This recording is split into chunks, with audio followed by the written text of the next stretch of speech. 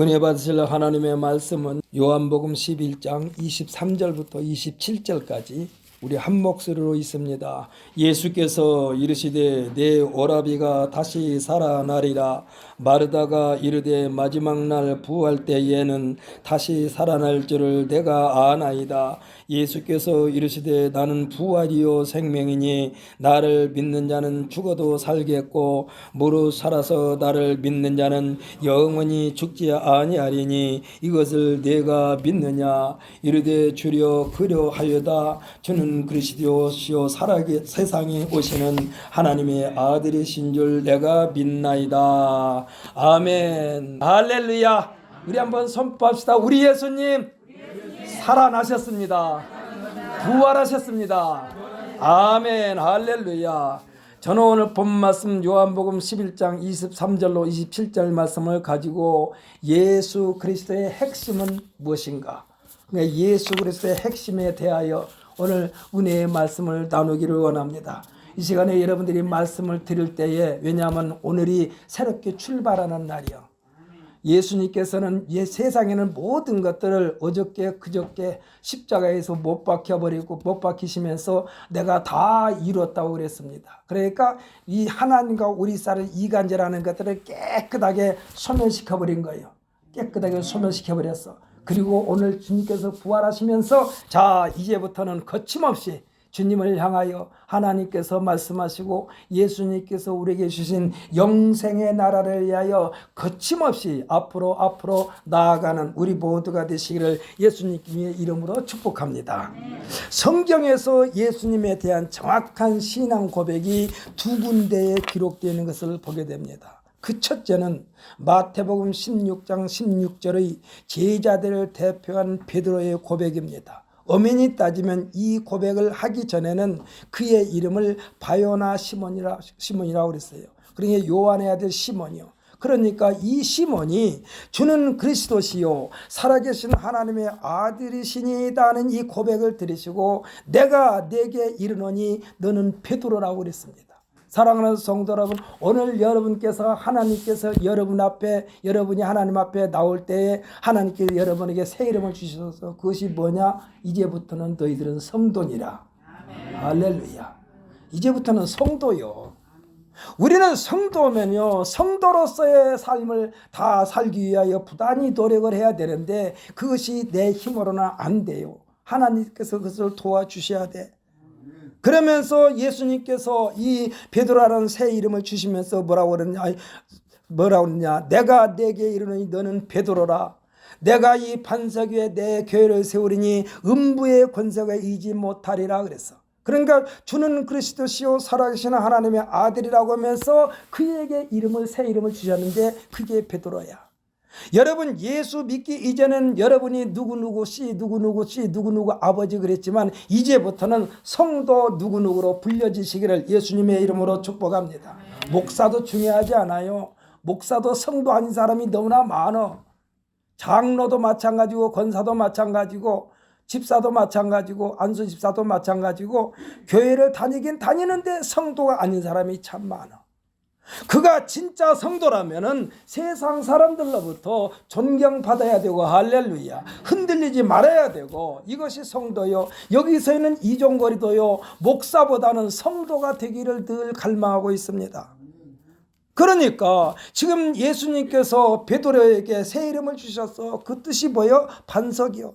이때부터 예수님은요 시몬을 베드로로 변화시키는 일을 하시게 됩니다. 그래서 베드로라고 이름을 주었다고 해서 곧바로 베드로가 되는 게 아니요. 반석이라고 이름 쳤다고 해서 금방 반석이 되는 게 아니요.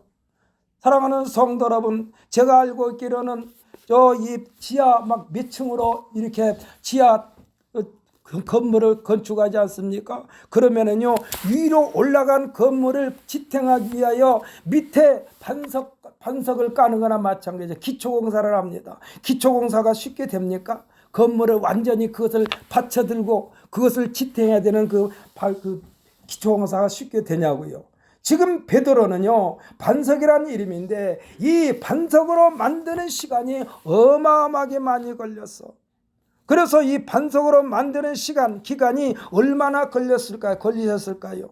이 반석은 완벽한 반석입니다. 음부의 권세가 무너뜨릴 수 없는 반석입니다. 사랑하는 성도 여러분은 한 번 성도가 됐기 때문에 성도가 성도 되기 위하여 언제까지 우리가 성도로서의 삶을 살아야 되느냐? 주님 앞에 갈 때까지. 할렐루야. 주님 앞에 갈 때까지요. 예수님의 공생애의 사역은 3년 6개월이라고 성경에서 찾아볼 수가 있습니다. 그리고 죽으신 후에 부활하셔서 땅바닥까지 곤두박질 당한 제자들을 찾아다니시며, 그러니까 베드로도 이 베드로 이름에 걸맞지 않게 완전히 요즘 말로 하면 개판 5분 전이 됐어. 다 까먹어 버렸어. 예수님을 부인하면서 도망가 버렸어. 그러니까 반석이 반석으로 역사를 못했어. 그런데 예수님께서 이 곤두박질 당한 제자들을 찾아다니시며 신앙을 회복시키는 시간이 얼마나 걸렸나? 부활하신 뒤에 40일이나 걸렸다니까. 예수님은 제자들에게 분부하시기를 예루살렘을 떠나지 말고 내게서 들은 바 아버지께서 약속하신 것을 기다리라 했습니다. 이 기다리는 시간이 그 유명한 마가의 다락방에 임하신 성령 강림 사건이요. 500명 이상이 넘는 사람들이 예수님 부활하신 예수님 말 만났고 승천하신 장면도 보았고, 예수님께서 분부하신 예루살렘을 떠나지 말고 아버지께서 약속하신 것을 기다리라 하신 이 말씀을 들었지만, 그러니까 500명, 어떤 사람은 600명이라고 말하는 사람도 있어요. 이 약속을 들었지만 이 약속을 받은 사람은 몇 명이냐? 120명밖에 안 돼요. 600명에 대한 120명이면 20%밖에 안 돼요. 또 500명 중에 20%면 500명 중에 120명이면 24%밖에 안 돼. 그런데 어떤 사람들은 지금도 말합니다. 교회 다니는 사람 중에 진짜 천국 갈 사람은 20%밖에 안 돼. 24%밖에 안 돼 이러는데 이거는 잘못된 거예요. 왜 그러느냐? 이미 성경을 우리에게 주시면서 너희들은 24%에 들어가라 이 말이야. 할렐루야. 사랑하는 사람, 이 시간에 모인 우리 모든 성도들은 24% 속에 다 모두가 다 들어가기를 예수님의 이름으로 축복합니다. 그러니까 오늘 이 시간엔 참석하는 우리들은요 24%에 들어있어. 24% 안에 들어있어. 그러려면 어떻게 하느냐? 끝까지 믿음의 절개를 지켜야 된다 이 말이야. 예수님의 부활 생명으로 새롭게 된 사람이 120명에 의하여, 그러니까 부활 생명으로 새롭게 된 사람 이 120명에 의하여 지구촌 전체에 복음이 전파된 것입니다. 마치 팽이는 세계 팽이차로 두들겨 맞을수록 더 세게 강하게 빠르게 돌아가듯이 120명의 성령의 권능을 받은 사람들이 핍박을 받으면 받을수록 더 넓게 복음이 전파된 것입니다. 지금이야 팽이를 팽이차로 치지 않고 태엽을 감아가지고 툭 튕기면 제자들도 돌죠. 아마 우리 박희주 심사님도 그렇고 홍상입 사님도 그렇고 이상입 사님도 그렇고, 옛날 우리가 팽이가 가서 팽이 칠 때는요 팽이처럼 두들겨 패가지고 팽이가 돌아가요. 손으로 살짝 돌려놓고는 그 다음에 계속해서 팽이채로 쳐요. 그러면 세게 돌아가다가 나중에 그 자리에 곤딱 씁니다. 왜 쓰냐? 아주 세게 돌아가니까. 그래가지고 점점 속도가 줄면 그때부터 비틀비틀하다가 곤두박질 당하는 거예요. 그러니까 120명의 성령의 권능을 받은 사람들이 핍박을 받으면 받을수록, 그러냐 팽이를 치면 칠수록 더 세게 돌아간 것처럼 더 넓게 복음이 전파된 것입니다. 지금까지 복음, 기독교 신앙을 전파하면서 신앙을 지키다가 죽은 순교자가 약 7천만 명이라고 합니다. 7천만 명. 우리나라 인구가 지금 5천만이라고 그러죠. 남북한 합치면 한 7천만 될까요? 해동파까지 합치면 한 8천만, 8,500만 될까요? 이 7천만 명이 다 순교를 당했어. 이보다 더 당했을지도 몰라. 지금 이 시간에도 신앙의 절개를 지키느라 순교의 각오로 복음 전파의 최전방에서 활동하는 선교사들이 계속 늘어나고 있습니다. 왜 그럴까요? 누구든지 다 죽어요. 그런데 이 선교사들은 자기 죽음의 가치를 높이기 위하여 이 진리를 추구하기 위하여 죽음도 두려워하지 않냐고 계속해서 어떻게 보면 죽음을 향하여 지금 가고 있습니다. 현재 진행형이요. 이들의 마음에 그들이 주인이 되신 분은 부활하신 예수님이신 줄 믿으시기를 바랍니다. 사랑하는 성도는 여러분도 부활하신 예수님을 마음에 모시고 사시기를 예수님의 이름으로 축복합니다. 그러니까 세상에서 느껴지는 모든 것들은 그까짓 거예요. 그까짓 거. 성령의 권능은 부활하신 예수님께서 우리에게 주신 복음의 능력인 줄 믿으시기를 바랍니다. 육체의 생명은요, 폭력으로 얼마든지 다스릴지 몰라도 부활 생명은 요지부동입니다. 인간의 한계를 뛰어넘는 하나님의 능력인 줄 믿으시기를 바랍니다. 그런데 부활 능력으로 우리가 살아야 된다니까. 부활 능력. 이미 이 능력을 예수님으로부터 우리들은 받았습니다. 그 받은 장면이 마가복음 16장 15절로 18절 말씀인데 함께 읽어볼까요? 신약성경 85페이지입니다.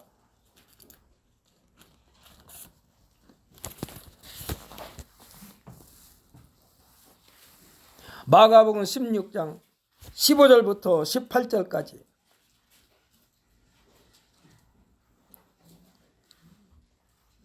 마가복음 16장 15절부터 18절까지 함께 읽습니다. 16장 15절부터 18절까지 함께 읽습니다. 또 이르시되 너희는 온 천하에 다니며 만민에게 복음을 전파하라. 믿고 세례를 받는 사람은 구원을 얻을 것이요 믿지 않는 사람은 정죄를 받으리라. 믿는 자들에게는 이런 표적이 따르리니 곧 그들이 내 이름으로 귀신을 쫓아내며 새 방언을 말하며 뱀을 집어 올리며 무슨 독을 마실지라도 해를 받지 아니하며 병든 사람에게 손을 얹은즉 나으리라 하시더라. 아멘. 할렐루야. 예수님의 이 말씀은 예수님의 부활에 대하여 확신하면서 신앙의 열정이 타오르는 사람에게 주신 또 하나의 선물이고 권능인 줄 믿으시기를 바랍니다. 그러니까 이 같은 믿는 자, 여기서 말씀하신 믿는 자는요, 그냥 유불리에 따라가지고 믿었다 안 믿었다 하는 것이 아니라 어떤 상황에서도 철저하게 믿고 의지하는 사람을 말하는 거예요. 이런 사람에게 이러한 권능을 주셨다니까. 이거 거저 준 선물이요. 오늘날 예수를 믿는 모든 사람에게 이와 같은 권세를 주셨으므로 이 권세를 100% 활용하여 하나님께 영광을 돌리게 되시기를 예수님의 이름으로 축복합니다. 그러니까 이와 같은 믿음을 가지고 모든 나타난 것은 다 하나님께서 기뻐하시는 거예요. 그래서 하나님께 영광 돌린다는 것은요, 나의 행하는 행위 하나하나가 하나님께서 기뻐하시는 거예요. 빙긋이 웃으면서. 참 대견하다. 예수님께서 그러실 거예요. 가르치긴 참 내가 잘 가르쳤네. 가르치긴 참 잘 가르쳤네. 그런데 엉뚱한 곳으로 가게 되면 어떻습니까? 실컷 가르쳐 놓으니까 엉뚱한 데서 놀면 어떻게 해요? 여러분 한번 상상해 보세요. 아마 세상에는 욕을 다 끄집어다가 쏴붙일 거예요. 저런 어쩌고 저쩌고. 왜 가르친 대로 안 해? 뭐 때문에? 뱀과 전갈을 밟으며 원수의 모든 능력을 제어할 권세를 주셨다라고 말씀하고 있습니다. 할렐루야. 여러분들께서 여러분 아프죠? 그러면 여러분 아픈 데를 손을 얹고 여러분이 기도해요. 여기 있는 목사가 기도한 것보다 여러분이 여러분을 위해서 기도하자니까. 나를 힘들게 하는 이 고통아, 이미 우리 예수님께서 채찍의 맞음으로 말미암아 다 나았다고 선포했느니라. 내게서 이 고통이 깨끗하게 사라질지어다. 그리고는 사라질지어다 몇 번 하고는 이제 사라졌다. 나는 이 고통과는 아무 상관없다. 계속해서 시인하고 고백해. 그것을 많이 강조하신 분이 조영기 목사님이에요. 여의도 순봉의 성도 수가 제일로 많을 때만 70만이라고 했어요. 70만이 그냥 생기는 게 아니요. 조영기 목사님의 가르침대로 실천했더니 막 기사 표적이 일어나는 거예요. 그러니까 네가 믿는 예수 나도 믿자 이거 자꾸 따라온 사람이 숫자가 70만이에요. 70만. 생각해 보십시오. 말이 70만이지 70만을 한 군데 모아놓으면요 어마어마한 숫자요. 다만 전제를 한다면은 예수님을 따라가는 길이 꽃길만 있는 것이 아니라는 사실을 믿으시기를 바랍니다. 꽃길이 아니요, 여러분. 예수만 믿으면 평안해요. 천만의 말씀 어떻게 보면요 고생문이 원해. 그러나 그 고생이 가치가 있는 거예요. 그 고생에 가치가 있어. 자기의 생명을 걸 만큼 가치가 있어. 그렇기 때문에 예수님을 끝까지 믿는 거예요. 예수님의 공생의 시작에서 출발도 하시기 전에 예수님을 한쪽 코너로 몰아넣으려고 물질로, 명예로, 권세로 마귀가 공략을 했지만 오히려 예수님께 KO 펀치를 맞고 물러간 줄 믿으시기를 바랍니다. 이후에 예수님의 생애는요, 예수님의 계속해서 따라다닌 것은 뭐냐? 시기와 질투와 탄압으로 온갖 고초를 겪다가 종국적으로는 십자가에 못 박아 죽임을 당하기까지 했다니까. 신앙생활은 어떻게 보면 예수님을 따라가는 거예요. 나도 예수님처럼 죽어야 되겠다 이거요. 아마 예수님의 생애가 그냥 이것으로 끝나버렸다면, 죽음으로 끝나버렸다면 기독교는 존재하지 않았을 것입니다. 그러나 오늘 우리가 기념하는 이 부활, 할렐루야, 예수님의 핵심은 부활인 줄 믿으시기를 바랍니다. 그래서 부활절이요, 성탄절보다 더 큰 명절이요. 부활절이 성탄절보다 더 큰 명절이요. 여러분들 성탄절에는 참석 안 해도 부활절은 꼭 참석하시기 바랍니다. 부활절이 그만큼 중요해. 부활절이 없으면, 부활이 없으면 기독교는 없어요. 부활이 없으면은, 부활 신앙을 가지고 있는 사람이 부활이 없다면은 사도 바울 선생은 뭐라 그러냐? 세상에는 모든 사람들보다 가장 불쌍한 사람이 기독교인이라고 그랬다니까. 부활이 없다면은. 그만큼 부활이 중요해. 그것도 이 부활은 예수님께서 첫 열매예요. 이 열매를 맺는 과정은요, 세상에는 모든 단어를 다 총동원해도 속 시원하게 해결할 방법이 없어. 그러면 해결할 방법이 뭐냐? 오직 믿음인 줄 믿으시기를 바랍니다. 오직 믿음, only faith야. only faith. 오직 믿음이야. 믿음으로만 이것이 해결돼. 진짜 예수님이 부활했을까? 한번 성경책을 한번 막 뒤집어 보자. 엉뚱한 데 시간 허비하지 마시고 무조건 믿으시기를 예수님의 이름으로 축복합니다. 부활은요, 믿음으로만 해결되지, 우리들의 그 짧은 머리 가지고 아무리 그것을 분석해봐야 답이 안 나와요. 달걀이 먼저냐 닭이 먼저냐 한 것처럼. 저는 여기서 한번 묻습니다. 우리 이종 선생한테 한번 묻겠어요. 이종 집사님이죠 이제. 달걀이 먼저일까요? 닭이 먼저일까요? 아멘, 할렐루야. 닭이 먼저요. 예수님께서 닭을 먼저 만들었다니까. 할렐루야. 그 닭을 만들어 놓고 닭이 알을 낳는 그 능력을 준 거예요.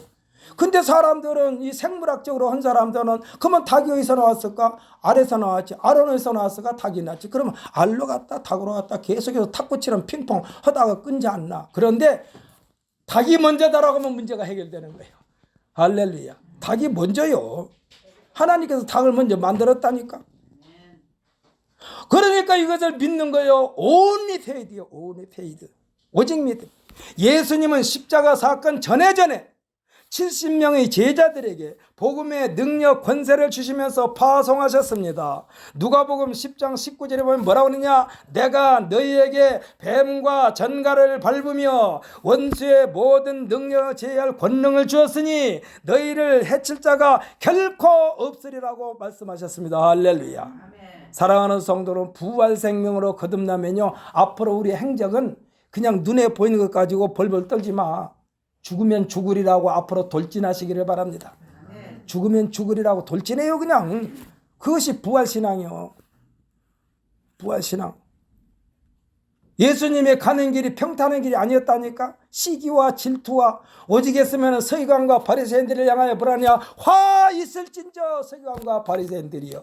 여기서 말씀 서기관과 바리새인이 뭐냐? 저들이 믿음 좋다고 자랑한 사람들을 향해서 말하는 거예요. 오늘날도 마찬가지입니다. 하나님께서 아마 지금 이 시간에 하나님께서는 이종걸 목사에 그럴 거예요. 이 화 있을진저 이종걸 목사야. 정신 차리라고.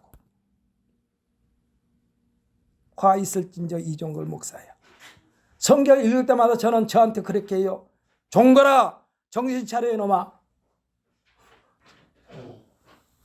화 있을진저 서기관과 바리새인들, 믿음 좋은 사람들이 한 사람들이니까 자기네들은 나보다 믿음 좋은 사람에서 나와봐 하는 사람들에게 예수님께서 그런 거예요. 화 있을진저 서기관과 바리새인들이요. 그러니까 해칠 자가 결코 없으리라. 이 말씀은 오직 믿음 온이 페이드, 여기에 완전히 전념 올인하는 자에게서 맺을 수 있는 열매인 줄 믿으시기를 바랍니다. 우리가 새로 교회에 나와 예수를 믿겠습니다 고백하는 사람들에게 하는 영접 기도가 있습니다. 우리는 이와 같은 영접 기도를 매일 반복해도 참 좋아요. 왜? 내가 맨 처음에 고백한 대로 지금 살고 있는가? 그래서 그 고백하는 거예요. 앞으로는 예수님만 사랑하겠습니다 고백 아닙니까? 그러한 의미가 담겨져 있습니다. 무엇라고 기도하죠? 우리가 며칠 전에 한번 했죠. 오늘 이 시간에 우리 다시 한번 저를 따라서 해주시기 바랍니다. 하나님, 저는 죄인입니다. 오늘 예수님을 믿음으로 죄에서 해방되었습니다. 지금부터 주님 이 땅에 다시 오실 때까지 변함없이 예수님만 믿고 사랑하겠습니다. 도와주옵소서.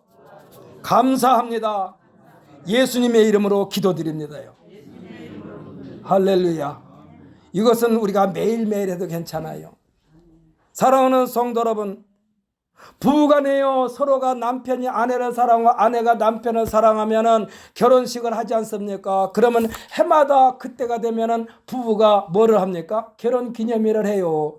우리 여보 아니면 해가지고 자기를 쓴지 여보라고 부르든지 오늘 우리 결혼했던 날이지 오늘 가서 우리 의식합시다. 이런 거를 언제까지 해야 돼? 죽을 때까지. 할렐루야. 오늘 이 시간에 예배에 참석한 우리 모든 성도들은 지금 현재 서로 의지하고 사는 남편과 아내가 죽을 때까지 여보 오늘이 우리 결혼 기념일이야. 우리 같이 의식 한번 합시다.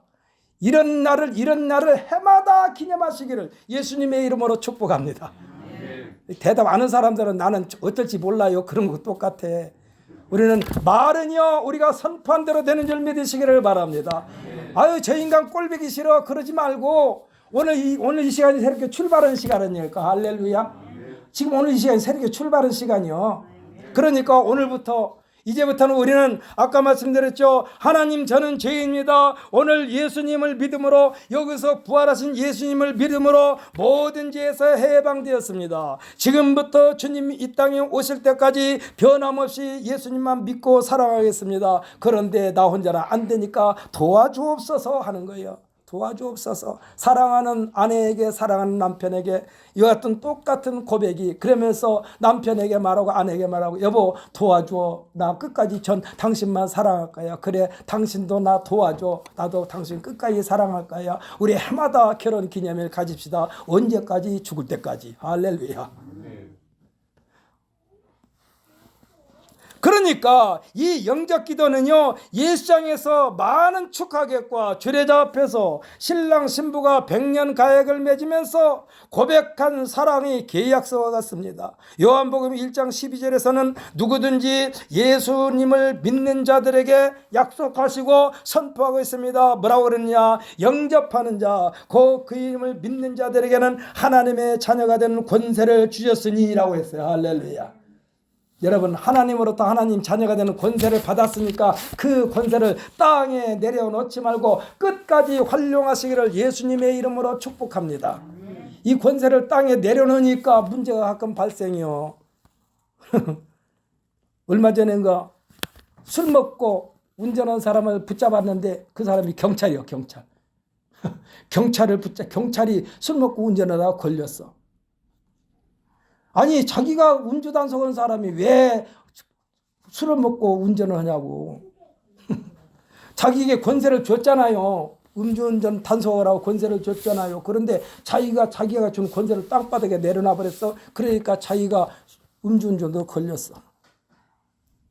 사랑하는 성도 여러분, 하나님께서 예수님께서 우리에게 주신 이 권세는 굳건하게 믿으면서 그 믿음대로 사는 자들에게 주시는 특별한 권세인 줄 믿으시기를 바랍니다. 믿음에 대한 변절자만 되지 않는다면 하나님의 자녀가 누리는 권세는 영원히 함께 하시는 권세인 줄 믿으시기를 바랍니다. 하나님 편에서 계약을 파기하지 않아요. 하나님께서 절대로 계약을 파기하지 않습니다. 오직 했으면 탕자가 아버지 집에 돌아올 때까지 아버지 뜻을 거하고 나갔지만은 아버지는 그 아들이 돌아오기를 또 기다리고 있어요. 왜? 아직 아버지께서는 아들을 포기하지 않았어요. 문제는 믿는다고 하면서 믿는 자로서의 흔적을 찾아볼 수 없기 때문에 하나님께서 버리신 것이 아니라 스스로 하나님의 관계를 포기한 것입니다.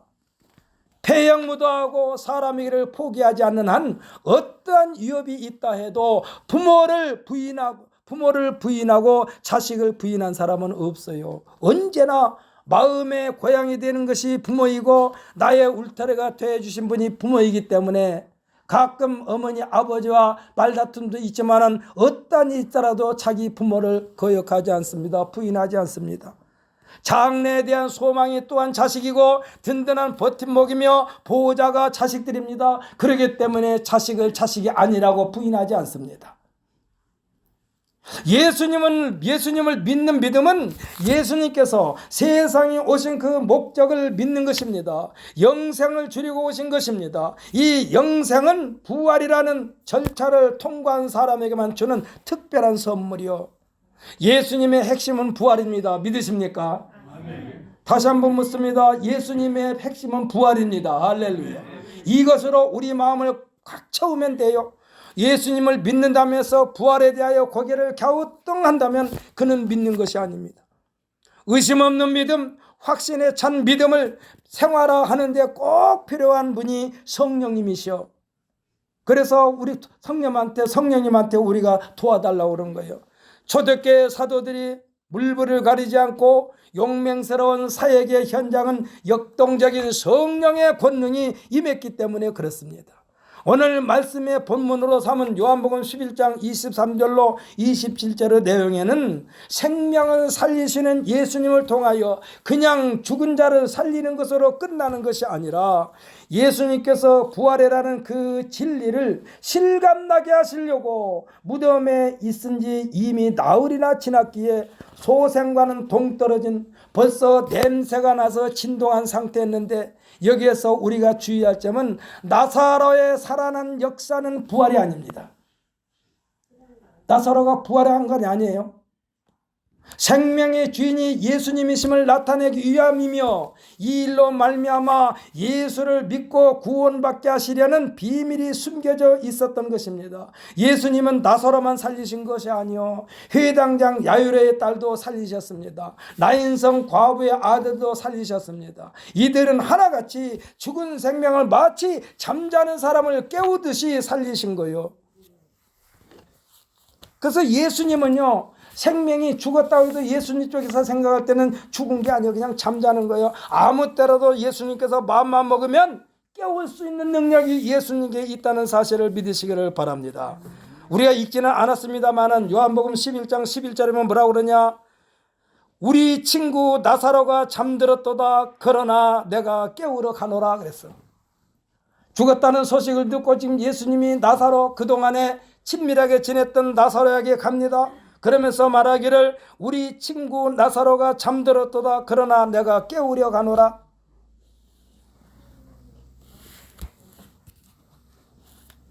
그러면서 말씀하시기를 또 말을 합니다. 옆에 사람들이 다 세상 말로도 말하는 거예요. 그래 나사로가 죽었다. 너희들이 말한 것처럼 나사로는 죽었느니라. 그러나 나의 관점은 죽은 것이 아니라 잠자는 거나 마찬가지. 그래서 깨우러 가노라.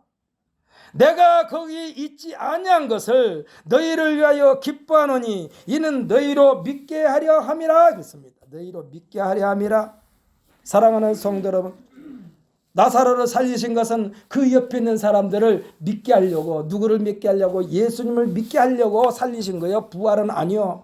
만약에 나사로가 부활했다면, 야이로의 딸이 부활했다면, 나인성 과부의 아들이 부활했다면 지금도 살아 있어야 돼. 왜? 부활 생명은 죽는 것이 아니니까.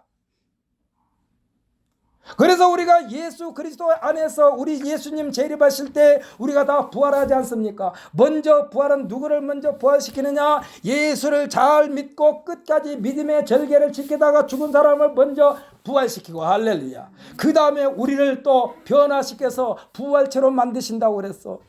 사랑하는 사랑 여러분, 그 과정이 쉬운 건 아니에요.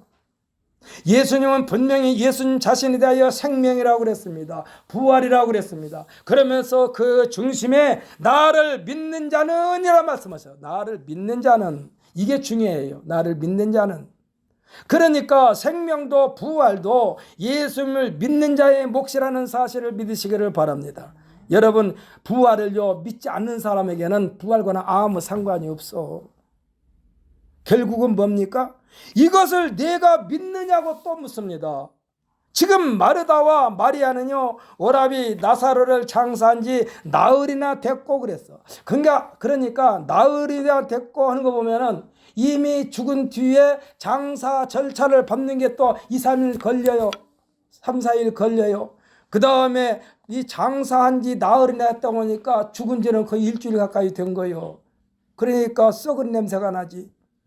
무덤에서 냄새가 날 정도였기에 아무런 소망이 없는 상태입니다. 너무나 늦게 오신 예수님에 대하여 원망 섞인 말을 하고 있는 내용이 21절의 말씀이고, 22절에서는 그래도 예수님이시라면 충분히 그 무슨 일을 하실 수 있지 않을까 하면서 늦지 않았습니다라는 고백도 들어있는 거예요. 흔히 하는 말로 실현하기만 소망이 담겨져 있기도 해요.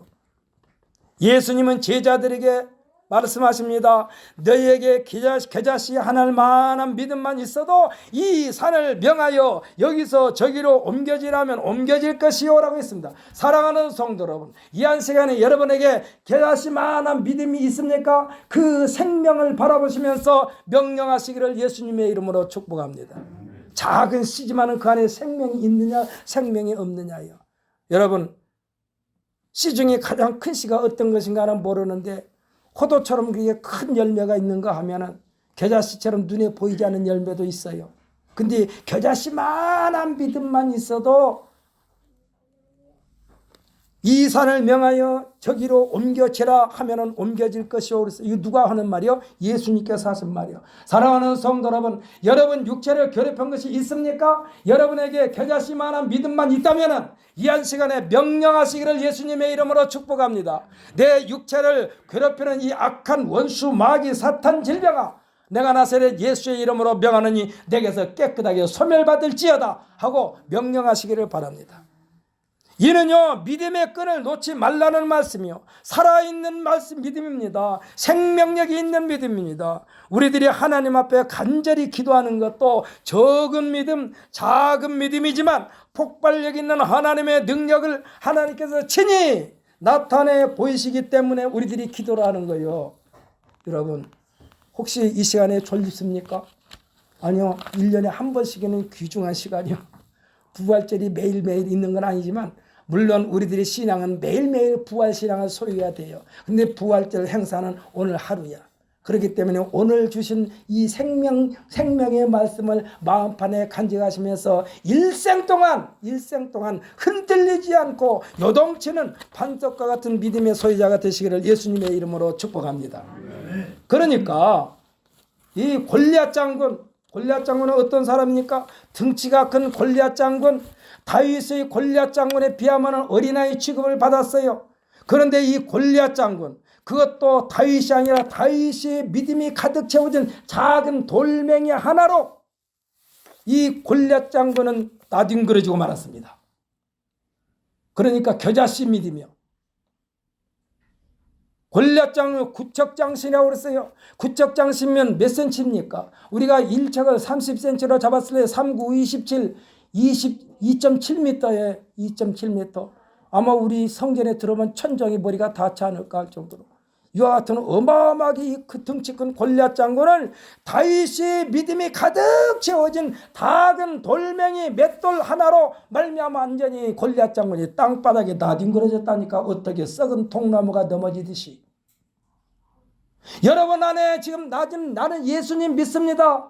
저는 믿음이 조금 약합니다. 때로는 믿음이 없는 것처럼 보일 때도 있습니다. 자기 자신을 그렇게 시인하고 고백하면서도 주여 나는 주를 믿나이다. 오늘 이종걸 목사를 통하여 다시 한번 제 믿음을 실감합니다. 주여 저에게 믿음이 작지만은 적지만은 이 믿음 가지고 주님 앞에 기도하니 골리앗 장군이 작은 돌멩이에 완전히 나뒹그러진 것처럼 이 믿음 가지고 주님 앞에 기도하니 내 육체를 괴롭히는 모든 질병아 나사렛 예수의 이름으로 명하는 이에게서 완전히 떠나가라 라고 여러분께서 명령하시기를 예수님의 이름으로 축복합니다. 마르다는요 예수님께서 내 오라비가 다시 살아나리라 하셨는데 이 말씀을 듣고 그의 반응을 보십시오. 24절에서 뭐라고 그랬느냐, 마지막 날 부활 때에는 다시 살아날 줄을 내가 아나이다. 이거는 예수님께서 평상시에 부활에 대해서 말씀하셨어. 지금 마르다의 이 부활 신앙은요 지식으로 깨닫는 수준밖에 안 돼요. 분명히 말했지만은 근데 잘못된 건 아니에요. 예수님은 지금 슬픔에 휩싸이는 마르다와 마리아에게 대전환의 분기점을 나타내 보이시겠다는 말씀입니다. 사랑하는 성도 여러분, 우리들의 신앙은요 먼 훗날만 준비하는 것이 아니라 할렐루야, 먼 훗날 지금 우리 삶의 현장에서 기적을 만들어내는 도구가 되시자고요. 할렐루야. 우리들의 삶의 현장에서도 얼마든지 하나님의 기적을 체험할 수 있다는 사실을 믿으시기를 바랍니다. 저는 하나님의 시간에 제가 맞췄겠지요. 하나님의 시간에 제가 맞췄겠지요. 그러나 하나님의 시간에 맞추기도 했지만은 제가 하나님의 시간에 맞출 수 있는 믿음을 하나님께서 주셨다고 생각합니다. 엊그저께 오랜만에 비가 많이 왔잖아요. 비가 많이 왔는데 하여튼 뭐 주말 농장이 됐든 뭐가 됐든 밭에 가가지고 물이 많이 고이면 안 되겠다 싶어가지고 이 고추를 심으려고 고추뚝을 딱 만들고 비닐로 검은 걸 다 씌우고 딱 고정시키고 나니까 하늘에서 빗방울이 한 방울씩 두 방울씩 떨어지기 시작해요. 그래서 내가 하나님 감사합니다. 하나님 감사합니다.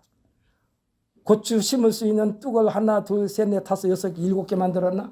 7개를 만들었는데 7개 다 만들고 나서 비가 쏟아졌고 비가 쏟아지니까 내 마음이 얼마나 흥분되는지, 하나님 조금만 늦었으면 하다가 중단했을 텐데 다 마무리하고 비가 쏟아지니까 비가 쏟아져도 걱정이 없어.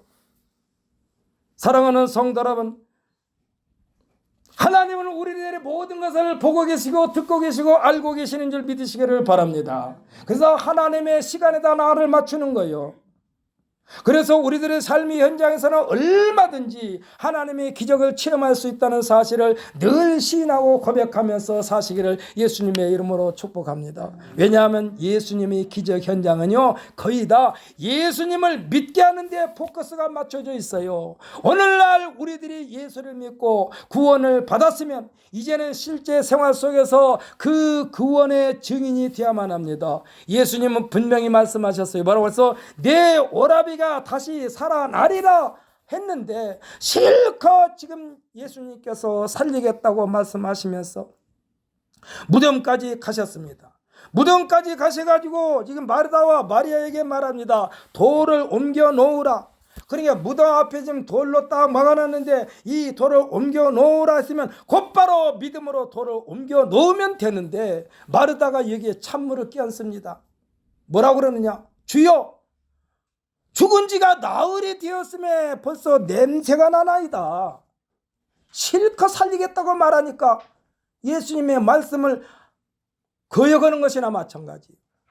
돌을 옮겨 놓는다는 것은 믿음을 실천하는 것인 줄 믿으시기를 바랍니다. 오늘 제가 여러분에게 말씀드렸죠. 여러분 가슴에 각 마음을 막 짓누를 뭐 걱정거리겠습니까? 여러분의 가슴에 손을 얹고, 여러분의 머리가 복잡하니까 머리에다 손을 얹고, 허리가 아픕니까? 허리에다 손을 얹고, 발이 아픕니까? 발에다 손을 얹고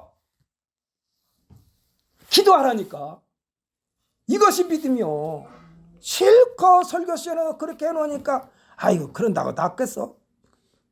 이러면은 믿음이 없는 거예요. 지금 돌을 옮겨 나오라고 그러니까 나사로가 그런 거예요. 주여, 죽은 지가 나흘이 되어서 냄새가 나요. 지금 돌 옮겨 놓다가 나 숨막히 죽겠어요. 이 사람 똑같아요. 송장 썩은 냄새 때문에 나 지금 돌을 못 옮겨 놔요. 이 말랑 똑같아. 사랑하는 성도 여러분, 하나님께서 하라고 하는 거는요, 행동에 옮기는 것은 믿음인 줄 믿으시기를 바랍니다. 그런데 머뭇거리는 마르다에게 믿는다고 하면서 실천하지 않으니까 예수님께서 강하게 재촉을 합니다. 내 말이 네가 믿으면 하나님의 영광을 보리라 하지 아니하였느냐 라고 호통을 치니까 깜짝 놀래가지고 그냥 엉겁게로 돌을 옮겨놓게 되는 거예요. 엉겁게로 깜짝 놀래가지고 조금 전에 그냥 냄새납니다 이런데, 이때 예수님께서 하나님 아버지께 기도하시는 장면과 누구를 위한 예수님의 기적인가를 말씀하신 내용이 요한복음 11장 41절로 44절까지 나옵니다. 우리 본문보다 조금 뒤에 있으니까 여기도 한번 읽어보십시다.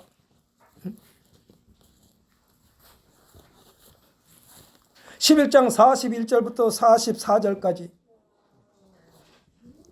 함께 읽습니다. 시작. 돌을 옮겨 놓으니 예수께서 눈을 들어 우러러 보시고 이르시되 아버지여 내 말을 들으신 것을 감사하나이다. 항상 내 말을 들으시는 줄을 내가 알았나이다. 그러나 이 말씀을 하옵는 것은 둘러선 무리를 위함이니 곧 아버지께서 나를 보내신 것을 그들로 믿게 하려 함이니이다. 이 말씀을 하시고 큰 소리로 나사로야 나오라 부르시니 죽은 자가 수족을 배로 동인 채 나오는데 그 얼굴은 수건에 쌓였더라. 예수께서 이르시되 풀어 놓아 다니게 하라 하시니라.